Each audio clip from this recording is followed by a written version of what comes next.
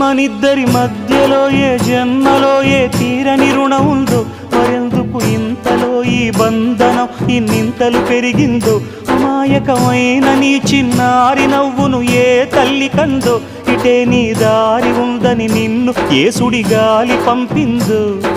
పాపం పుణ్యం దేవుడికెరుక, పేదకు దొరికిన బంగారు కణిక, పాలు వెన్నాలేవని అనక ప్రేమను తాగి తెరగవెసిలక. వలేసే పాడు లోకం కంటపడక ఉండు నాయనక, ఇలా నా గుండెలోనే గువ్వల కొలు ఉండిపోయింక. ఇటే పోస్తే ఎమున్నైనా నిలేస్తానే, మరింక ఏ కీడు నీ వంక రాలే.